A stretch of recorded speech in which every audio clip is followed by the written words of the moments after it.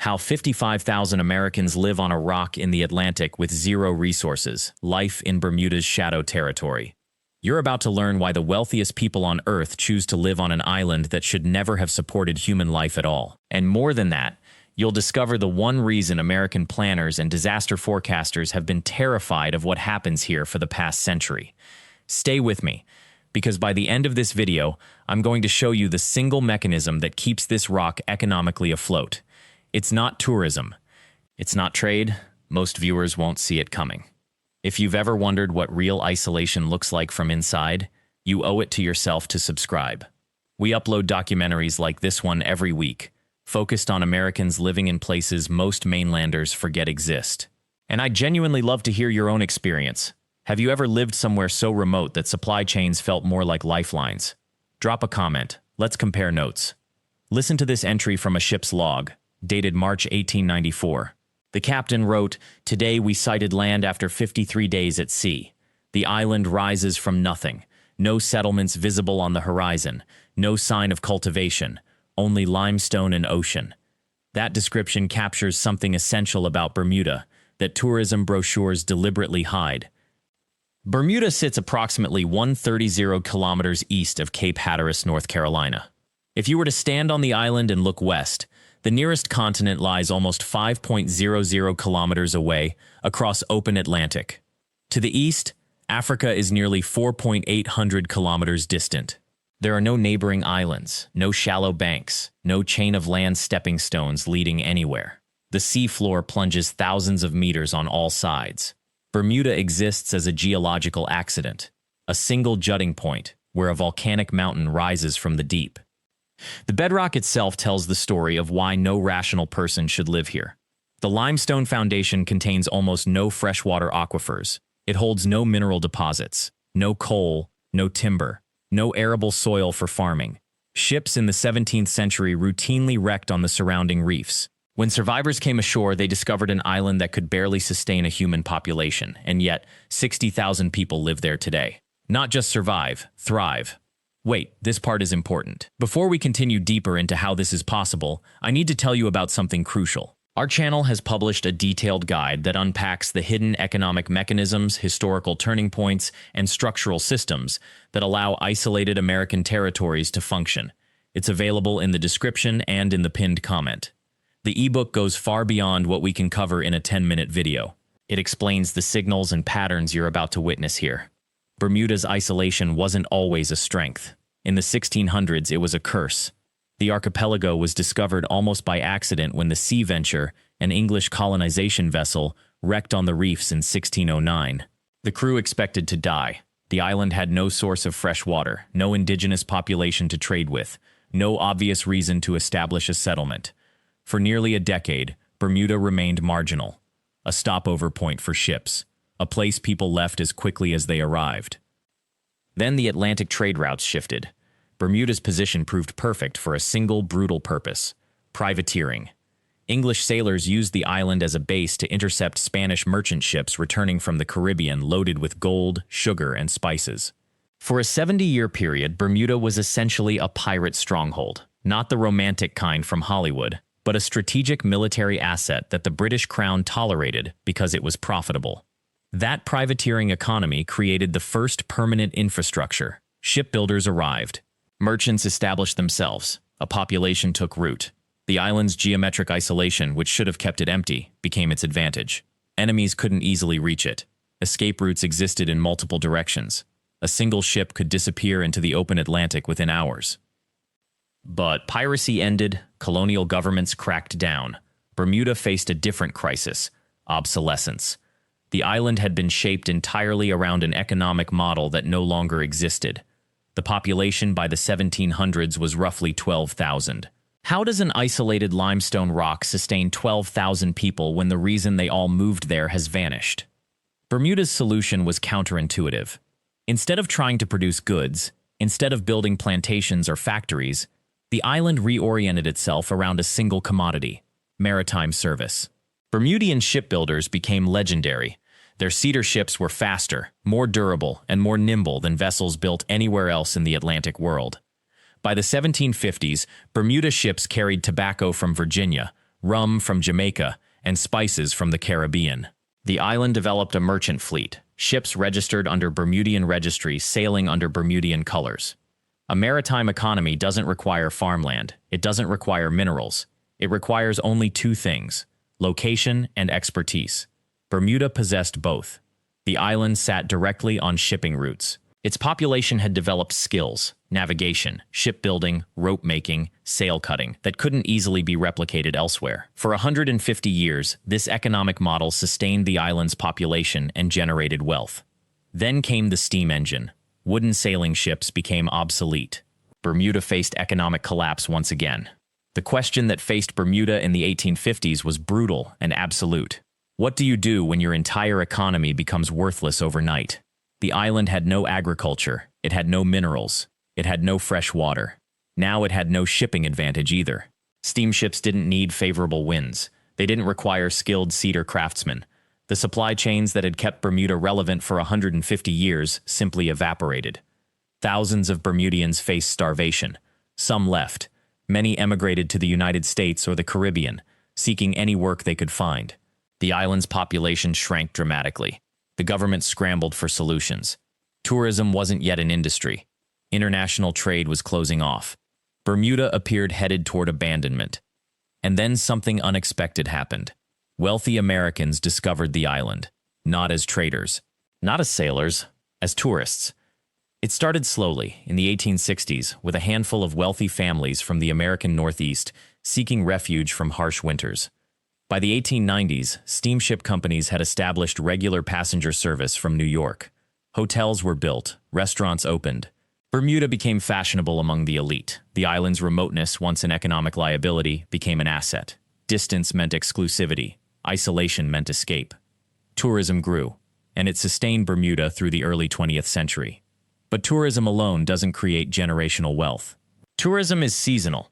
Tourism is dependent on international travel patterns, on the health of foreign economies, on wars and recessions and pandemics that the island couldn't control. Bermuda needed something more durable, something that didn't depend on people crossing an ocean to relax on pink sand beaches, something that could generate wealth regardless of external shocks.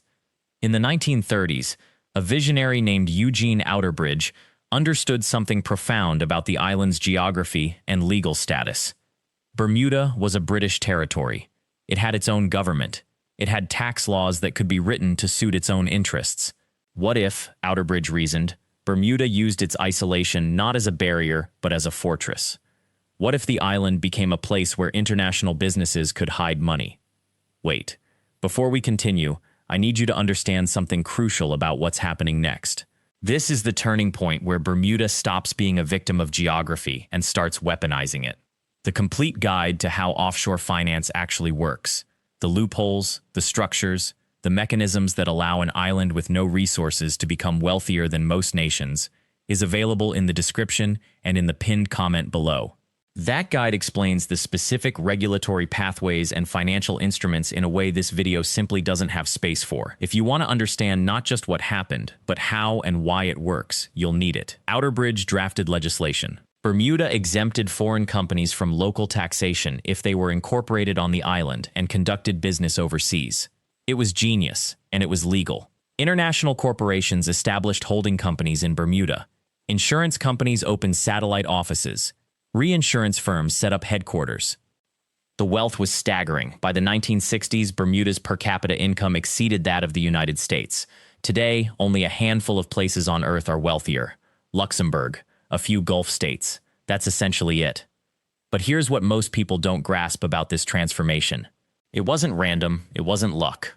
Geography created the conditions. An island with no resources, no population, no industry, only a legal jurisdiction and a tax code, discovered that in the modern world, abstract capital and regulatory architecture could be more valuable than gold mines or oil fields.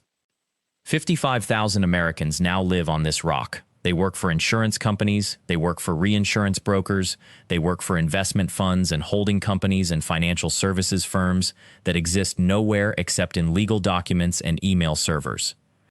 They earn salaries among the highest in the world. They live in houses that cost millions.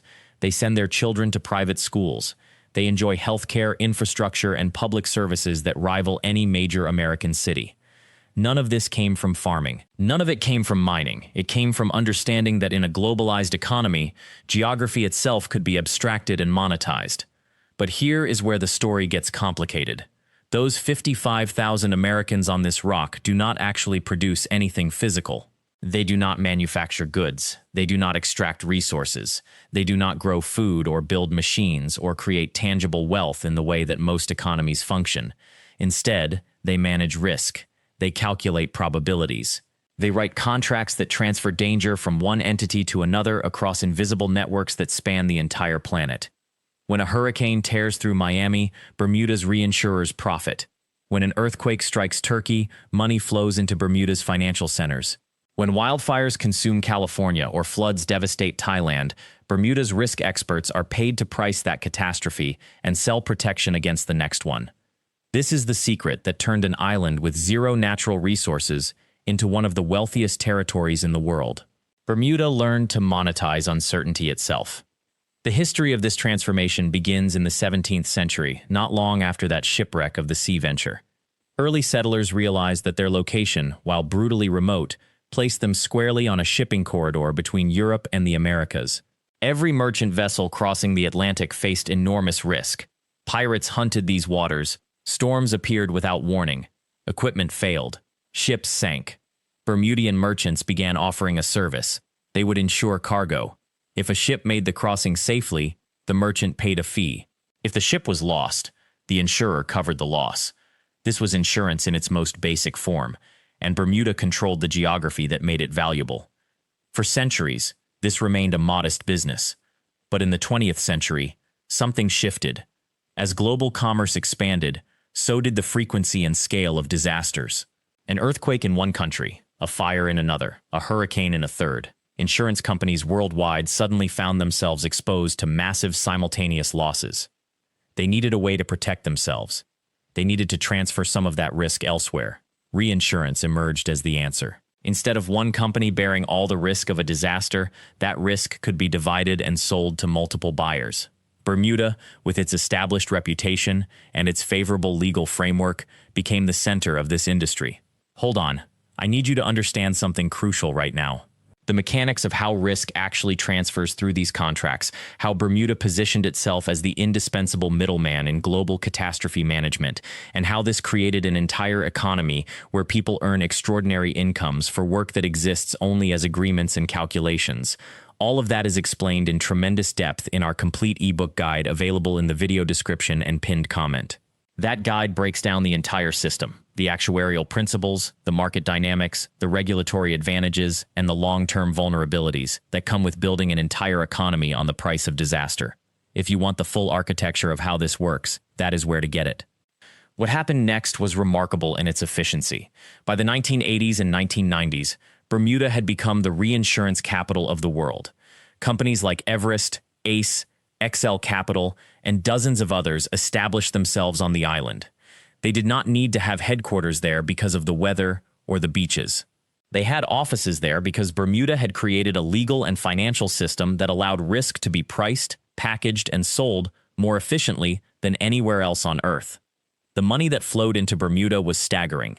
A single reinsurance company might generate hundreds of millions in revenue each year. The combined revenues of all the insurance and reinsurance companies operating from Bermuda eventually reached hundreds of billions annually. This wealth trickled down through the entire population. Construction workers built new office buildings. Restaurant owners served lunch to financial professionals. Accountants managed the taxes. Lawyers drafted the contracts. Everyone on the island benefited, directly or indirectly, from the catastrophes occurring elsewhere. A taxi driver in Hamilton earned enough to own property. A nurse at the hospital could afford a comfortable house. A teacher could send children to university.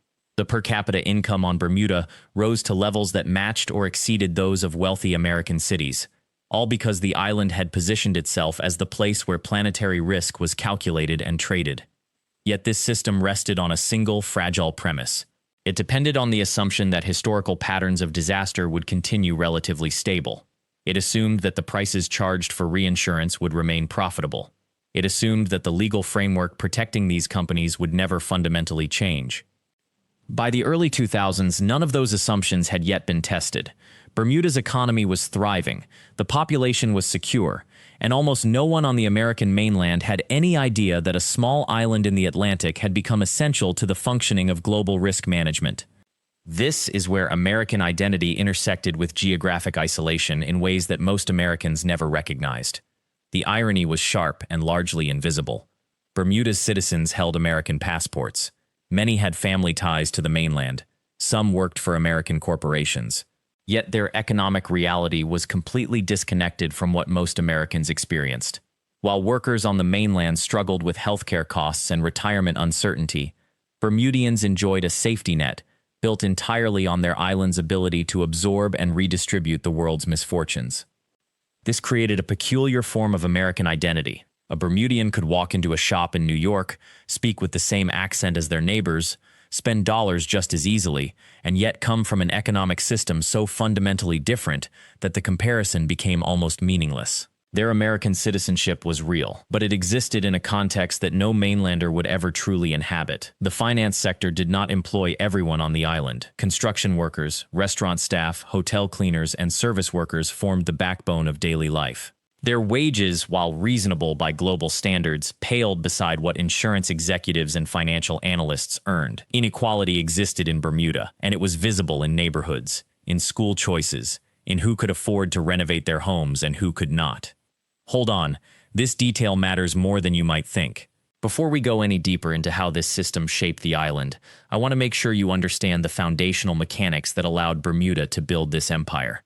Our comprehensive guide on island economies and how isolated territories monetize their unique geographic positions is available in the description and pinned to the top of the comments. Inside, we walk through the specific regulatory structures, the historical legislative moments, and the financial engineering techniques that turned a barren rock into a wealth engine. If you want to understand not just what happened, but precisely how it happened, that resource will answer questions you haven't even asked yet. Bermudian parents could send their children to private schools. Universities in America and Britain were within reach, not as aspirations but as realistic expectations. Families took holidays. They owned cars and boats. They saved money. This was not wealth by the standards of Manhattan or London, but it was stability by the standards of the Atlantic world, and it was earned through the simple accident of geography. The island's position made it valuable to the global system of risk management. Yet that ocean that provided the wealth also reminded residents daily of their isolation. Bermuda's population remained stable at around 65,000 people throughout the 1990s and 2000s. The island could not grow significantly. Land was scarce. New arrivals faced strict immigration laws designed to protect local employment and preserve the island's character. To live in Bermuda, you needed permission, you needed sponsorship, you needed to fill a role that locals could not, or could not fill in sufficient numbers. This created a closed system. Bermudians enjoyed prosperity, but they lived within strict boundaries. Leaving was always an option, but leaving meant abandoning access to the opportunity that made Bermuda wealthy. Staying meant accepting that life would unfold on a 30-square-kilometer rock where the same families occupied the same neighborhoods, where everyone knew each other across generations, where privacy was almost impossible. Daily life had its own rhythm. Morning commutes meant crossing the island, which took 20 minutes at most. Work environments mixed international financiers with local administrators. Lunch breaks brought people to the harbor, where the ocean was always visible, always present. Evenings gathered families in neighborhoods where children played outside without fear, where neighbors watched out for each other, where the pace of life moved differently than on the mainland. Bermudians developed a particular relationship with money. They understood it not as an abstraction, but as the mechanism that kept their island functioning, that kept ships arriving with food and supplies, that paid for the infrastructure necessary to sustain human life in such an isolated location. Money was not a source of shame or aspiration, it was simply infrastructure. And the island's proximity to the global reinsurance market meant that Bermudians, more than almost any other American territory, had built their entire identity around managing, calculating, and profiting from the world's uncertainties. Tourists visited Bermuda for the beaches and the beauty, but they rarely encountered the complex economic machinery that kept the island operating. Those systems remained invisible, housed in office buildings in Hamilton, conducted through digital networks and legal documents, discussed in meetings behind closed doors. Most visitors never realized they were standing on one of the world's most important financial platforms, a place where the mathematics of catastrophe were written and rewritten daily. Yet even this sophisticated economy rested on a fragile foundation. Bermuda's reinsurance sector did not exist in isolation. It depended entirely on access to global capital markets, regulatory approval from overseas authorities, and the continued willingness of multinational corporations to trust their risk management to a small Atlantic island. Change any of those variables, and the entire structure could shift. The 2008 financial crisis nearly did exactly that. When major banks collapsed and credit markets froze, Bermuda's reinsurance industry faced a genuine threat. Several major insurers questioned whether they should continue operating from such a geographically isolated location. Some executives wondered if the island's regulatory environment could survive heightened international scrutiny. For a few months, Bermudians held their breath. The government scrambled to reassure foreign investors that the island remained stable, profitable, and worth the investment. Bermuda weathered the storm. The crisis passed, but it left an uncomfortable truth hanging in the island's humid air. This economy was not truly independent. It was dependent, entirely dependent on forces and decisions made in London, New York, and other distant financial capitals. This vulnerability shaped how Bermudians thought about their future. School curricula emphasized mathematics and finance. Children learned early that their island's survival depended on staying relevant to global markets. Universities offered degrees in actuarial science and risk management. The government actively recruited insurance companies and asset management firms, offering tax incentives and regulatory flexibility. Investment firms staffed their Bermuda offices with talented locals and imported expertise from overseas. Yet this specialization created a new problem. Over time, Bermuda's economy became almost entirely dependent on one industry. Tourism provided supplementary income, but it was marginal compared to insurance and reinsurance. Agriculture had disappeared generations ago. Manufacturing never developed. Fishing, once a vital livelihood, became largely recreational. The island produced almost nothing that the world needed except for one thing: sophisticated financial risk management. Hold on. Before we continue deeper into how this dominance shaped island life, I need you to understand something crucial. The mechanisms that actually drive an island economy this specialized, the hidden regulations, the tax structures, the political relationships that keep these systems in place, those are explained in detail in our complete guide available through the description and in the pinned comment. That guide walks you through the actual machinery. This video gives you the story. The guide gives you the signals and patterns that explain why islands like Bermuda make the choices they do. What that single industry dependence meant for ordinary Bermudians was immediate and concrete. Job security existed, but only if you possessed specific skills. A mechanic or a nurse could find work. A software developer had far more options. An insurance analyst or actuary had doors opening everywhere. This created a class system based not on inherited wealth, though that certainly helped, but on educational specialization. Young Bermudians understood from primary school onward that their earning potential hinged on whether they could master the mathematics and analytical thinking that the financial sector demanded. Families invested heavily in education. Private schools proliferated.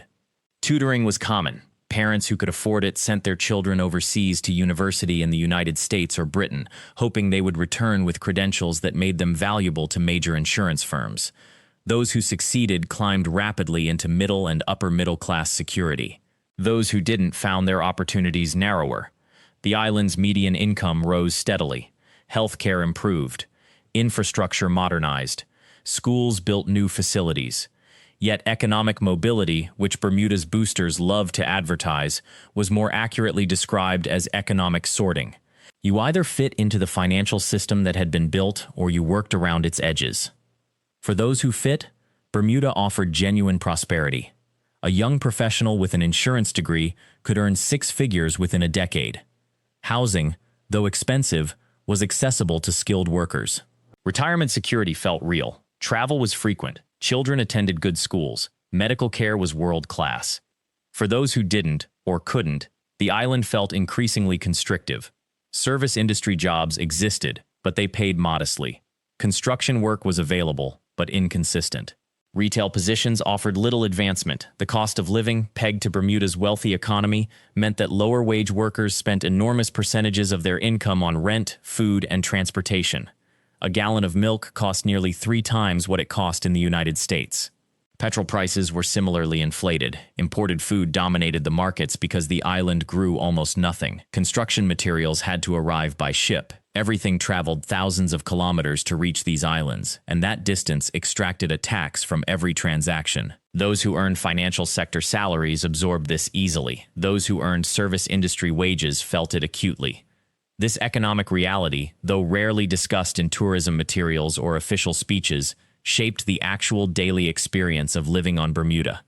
The island was wealthy, yes, but that wealth was concentrated, and its benefits distributed unevenly. The promise that Bermuda offered to new arrivals, that an ordinary person could arrive, work hard, and prosper, was partially true, but only if that person possessed marketable skills in mathematics, finance, or related fields.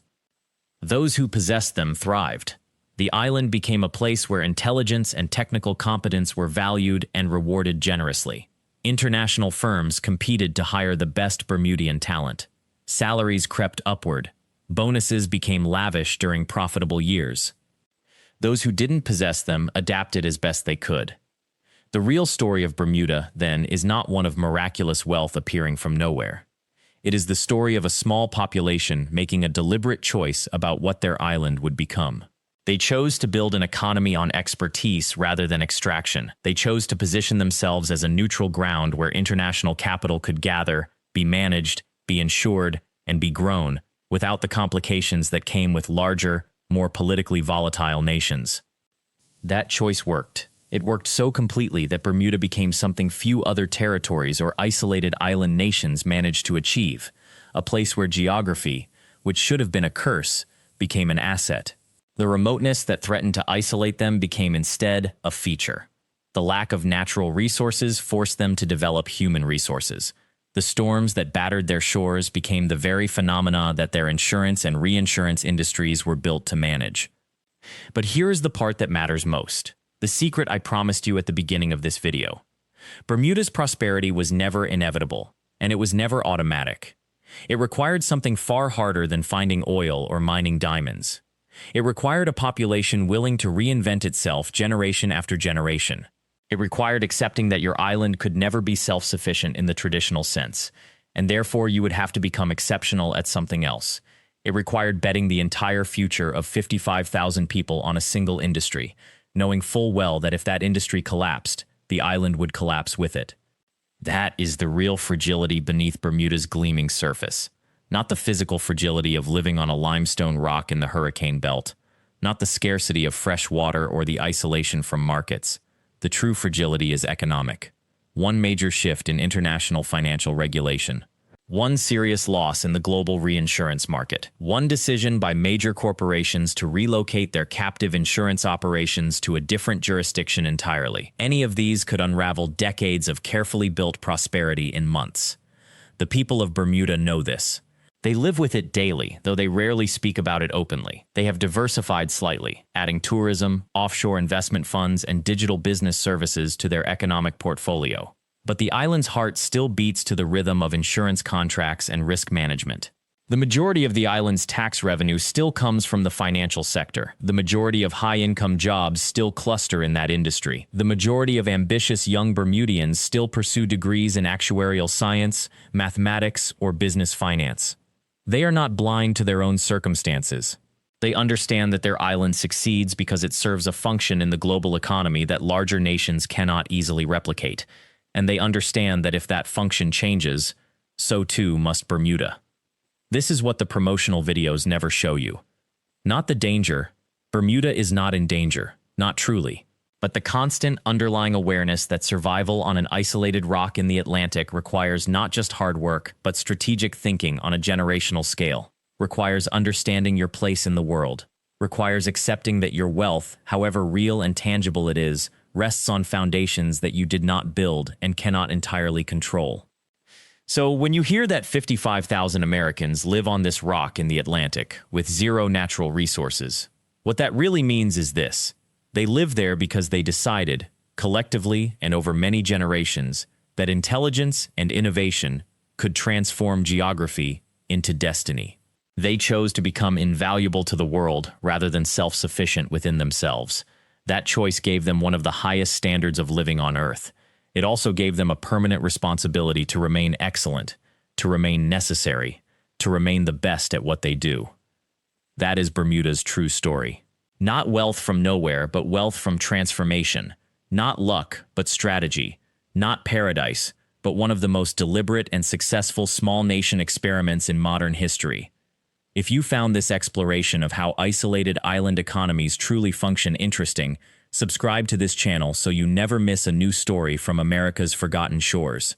Leave a comment below and tell me which remote U.S. territory you'd most want to understand next. Your suggestions genuinely shape what we investigate. Hit that notification bell, and I'll see you on the next one.